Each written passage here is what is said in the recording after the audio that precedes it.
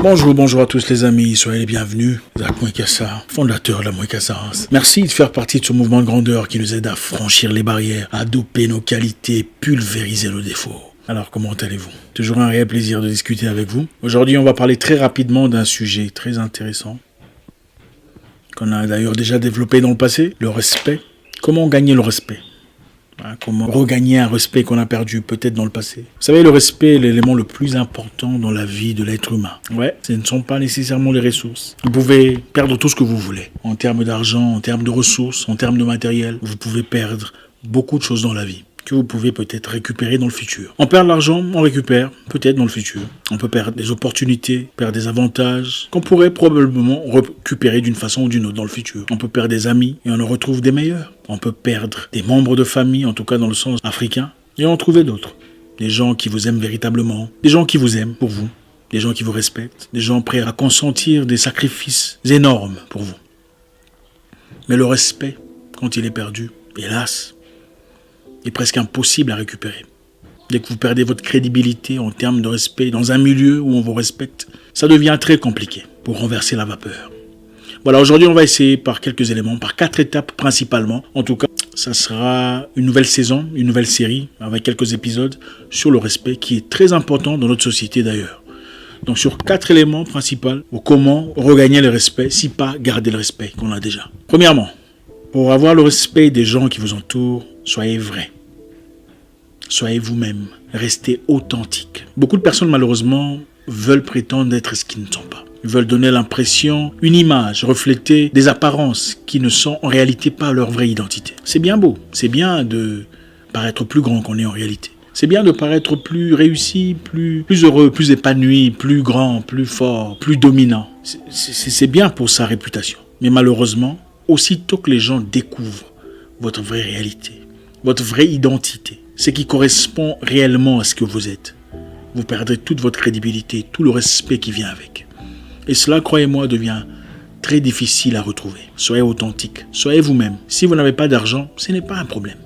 Le respect n'a pas tout à voir avec l'argent. C'est vrai, l'argent peut influencer un certain degré de respect, si pas d'hypocrisie. Mais le respect n'a pas tout à voir avec ses biens matériels. Vous n'êtes pas obligé de faire semblant. Vous n'êtes pas obligé de prétendre être un entrepreneur réussi qui aide une multitude de personnes à se retrouver pour acquérir une certaine crédibilité si vous ne l'êtes pas en réalité. Soyez vous, soyez authentique, soyez vrai et vous gagnerez et préserverez le respect que vous avez. Soyez vous-même, améliorez-vous, mais parlez comme vous-même. Parlez comme vous parlez. N'essayez pas d'être quelqu'un que vous n'êtes pas. Oui, faites tout pour vous améliorer, mais n'essayez pas de paraître comme une personne que vous n'êtes pas. Parce qu'aussitôt que le monde découvrira votre vraie identité, parce qu'elle vous rattrapera, ne vous en faites pas, vous perdrez toutes sortes de crédibilité. Difficile à retrouver. 2. Vous voulez être respecté ou regagner le respect que vous avez longtemps perdu, il faut avoir un moyen des revenus. C'est très important. Pourquoi c'est important? Parce que c'est difficile de respecter une personne qui demande toujours de l'aide. C'est la nature humaine. Oui, bien sûr, nous avons tous des gens vers qui on peut courir. Dans des moments difficiles, quand c'est dur, quand c'est rude, ça peut arriver à n'importe qui. De chercher de l'aide, de chercher quelqu'un vers qui se retourner, de chercher un soutien quelconque. Mais quand votre vie est basée sur les demandes, les aides, les soutiens, les supplications, c'est difficile d'être respecté. Le monde respecte difficilement les gens qui n'ont pas de moyens de revenus. Et il ne s'agit pas de gagner 10 000 $ le mois ou 20 000 $. Non, ayez un moyen de revenus. Ayez de quoi subvenir à vos propres besoins, à vos propres difficultés. Ayez cette estime personnelle de dire non, je n'irai demander à personne. Parce que j'ai prévu. Parce que j'ai placé un peu d'argent de côté. Parce que j'ai sauvegardé. Parce que j'ai réfléchi, j'ai pensé au futur. Avoir un moyen de revenus est très important pour se faire respecter aujourd'hui. Écoutez, nous vivons dans une société où l'argent joue un rôle très important. C'est vrai, l'argent n'est pas tout. Mais même dans des familles aujourd'hui, difficile d'écouter un aîné qui n'a pas des moyens de revenus. Même quand il dit la vérité, même quand il sort des sagesses, ça devient compliqué. Parce que la question principale qu'on pose, on dit, pourquoi n'applique-t-il pas sa sagesse dans sa propre vie?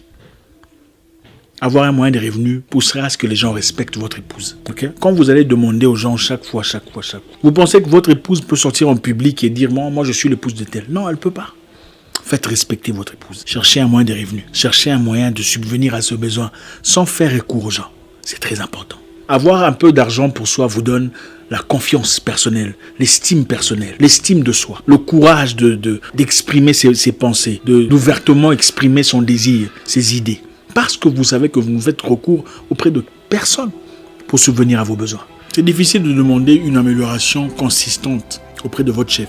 Si vous courez toujours vers ce dernier pour demander de l'aide, oh, j'ai besoin de 100 €, j'ai besoin de 500 €, j'ai besoin de... Il n'y a pas de respect. Pour négocier, il faut avoir un peu de force, il faut avoir un contrepoids. Il faut avoir de quoi mettre sur la table. Mais si vous êtes toujours celui qui demande, qui commande, qui supplie, ça devient compliqué. 4e point sur comment vous faire respecter. Soyez rare. Soyez rare. Ne soyez pas toujours disponible. Oui. Quand quelqu'un vous voit, votre présence chez qui que ce soit doit toujours être nimbée d'honneur, accompagnée de respect. Quand vous arrivez chez les gens, on dit « Ah, Patrick est là. Ah, Fatou est là. » C'est comme ça qu'on se fait respecter. Pas le contraire. Pas « Ah, c'est qui à la porte? Patrick. Ah, lui aussi. Fatou. Ah. » Quand vous appelez quelqu'un au téléphone et que votre nom apparaît, l'interlocuteur doit se dire « Ah, c'est Fatou. C'est Fatou. Ah, c'est Patrick. Pas « Ah, lui encore. » Vous avez perdu le respect. Faites-vous rare. Ce qui est rare est cher. C'est vrai. Le diamant est cher, pourquoi? Vous pensez que le diamant est meilleur que les cailloux? Non. Qu'est-ce que le diamant de particulier? Le diamant est cher parce qu'il est rare. Soyez rare, pas toujours disponible. Quand vous avez rendez-vous avec quelqu'un, un ami, un copain, à 16h par exemple, et qu'à 16h30, il n'est toujours pas là, pour des raisons sans importance. Si c'est un rendez-vous qui ne vous apporte rien de positif, c'est-à-dire rien dans le sens commercial, dans le sens ressources, partez. Vous avez rendez-vous avec quelqu'un à 16h. À 16h30, il n'est toujours pas là. Si le rendez-vous ne vous apporte rien de concret sur le plan financier, ou sur le plan avantage, ou sur le plan opportunité, partez. Dites-lui, je suis parti. J'avais autre chose à faire, j'espère qu'on se verra encore prochainement. Il sera certes énervé, mais il ne le fera plus jamais. Prochainement, il viendra à temps. Vous avez rendez-vous avec quelqu'un censé venir vous chercher à la maison à 17h. 17h45, il n'est toujours pas là. Quand il sera là, dites-lui désolé, appelez au téléphone. Malheureusement, je ne peux plus. J'avais un autre programme que je dois respecter. J'ai des gens qui arrivent dans 10 minutes. On se verra prochainement. Prochainement, il ne le fera plus. Il sera là à temps. Apprenez à éduquer les gens à vous respecter. C'est votre responsabilité. Soyez rare, pas toujours disponible et mystérieux. 4e point sur comment se faire respecter ou récupérer un respect qu'on a perdu. On ne répond pas à un fou. Voilà. On ne répond pas à un fou.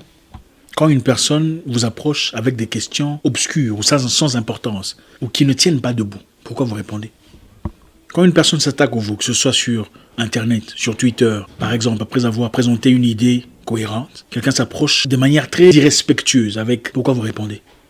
On ne répond pas à un fou. Quelqu'un se présente devant vous physiquement avec des idées complètement absurdes. Pourquoi vous répondez? Répondre à un fou, c'est simplement vous lancer dans son jeu et il vous battra dans la saleté dans laquelle il est plus expérimenté. On ne répond pas à un fou. On peut écouter, on peut saisir, mais on n'est pas obligé de répondre. On ne fait pas des débats avec un irrespectueux. Les débats sont très importants. On a besoin d'échanger pour avoir de la connaissance. On a besoin de discuter, de parler, de collaborer, quelquefois de se défier intellectuellement dans le respect afin d'échanger les idées et de grandir. Mais on ne le fait pas avec un irrespectueux. Surtout un irrespectueux notoire. Les irrespectueux notoires ont toujours un palmarès d'irrespect et d'irrévérence. Si vous faites attention, vous apprendrez très rapidement leur comportement. Et comment on repère un irrespectueux? Ils sont souvent très émotifs dans leurs réactions, très émotifs dans leurs actions, très émotifs dans leurs réponses et leurs questions et leurs demandes. On ne fait pas des débats avec un irrespectueux. De peur qu'il ne vous emmène dans son zone de confort où il est très habitué et vous salisse. Gardez le respect, gardez la hauteur. Restez où vous êtes. Protégez votre petit royaume en gardant privé ce que vous êtes. On ne peut pas vous manquer de respect si on ne peut pas vous atteindre. Évitez toutes sortes d'échanges, des discussions avec des personnes épidermiques, des personnes à réaction à fleur de peau, les irrespectueux, les irrévérencieux, les malpolis. Très facile à... Vous savez, ça n'a rien à voir avec l'âge. Aujourd'hui, vous trouverez une personne à 45 ans en train d'écrire des bêtises sur Internet. C'est très fréquent. Malheureusement, ça n'a plus rien à voir avec l'âge. Vous savez, à l'époque de nos parents, c'était différent. Une personne ayant atteint un certain âge se comporte d'une certaine façon. Aujourd'hui, malheureusement, c'est la confusion totale. Vous verrez une personne dans la quarantaine, 45 ans, mais en train de critiquer le visage de quelqu'un, en train de critiquer la bouche de quelqu'un. Une personne intelligente fait des critiques sur base des matières intellectuelles. Il fait des citations d'un philosophe, d'un écrivain, d'un penseur. Et on débat sur base de ça, sur base de la science, sur base d'éthique, d'intellect. Mais une personne émotive présente toujours ses émotions. Ah, moi d'ailleurs, tu crois quoi? Il faut complètement éviter ces genres de personnes. Les irrespectueux n'échangent pas. Je suis désolé. Moi, je ne suis pas de ceux qui pensent que les gens changent soudainement comme ça. Vous connaissez une personne qui a déjà manqué de respect de manière notoire à une personne. Peu en importe les raisons, il serait préférable d'éviter de vous placer dans les mêmes positions dans lesquelles elle eut le courage de déculotter l'autre personne. Gardez l'espace pour votre bien. Celui qui a manqué de respect à quelqu'un ouvertement vous manquera de respect aussitôt que vous lui donnerez l'opportunité de le faire. Sans aucun doute. Parce qu'ils sont mus par le courage de manquer de respect, de dévoiler, de déculotter, de désempoisser une personne pour se sentir fort. Vous voulez vous faire respecter, évitez toutes sortes de partenariats, de collaborations, de regroupement, de travail en union avec les querelleux. Vous connaissez les querelleux, les gens belliqueux, bellicistes, bagarreurs, chamailleurs. Pourquoi vous voulez vous associer à une telle personne? Pourquoi pensez-vous pouvoir travailler en collaboration cohérente avec une telle personne? Vous aurez des problèmes. Vous aurez des problèmes. Il y a des gens avec qui vous ne pouvez malheureusement pas travailler. Ils sont souvent très gentils, très polis au début, pour ouvrir les portes, pour faire connaissance. Pour voir ce passeport, pour enfin s'installer, comme un virus, l'ordinateur, et commencer Il y a beaucoup de personnes sur Terre. Vous n'êtes pas obligé de vous associer ou de travailler en partenariat avec une telle personne. Vous rencontrez une nouvelle personne qui veut apporter un business ou peu importe ce que c'est. Allez simplement sur son Facebook. Oui, Facebook vous dira beaucoup de choses sur l'identité d'une personne. Regardez ce qu'elle partage comme idée. Regardez ce qu'elle partage comme vidéo venant d'autres personnes. Regardez seulement ce qu'elle partage. Et vous aurez une idée de sa mentalité. Vous voulez garder le respect, préserver votre dignité. Évitez de vous associer avec des gens querelleux, les belliqueux, les bellicistes. Ils sont mus par le besoin de se comparer aux gens et de le vaincre. C'est leur récompense mentale. Préservez le respect.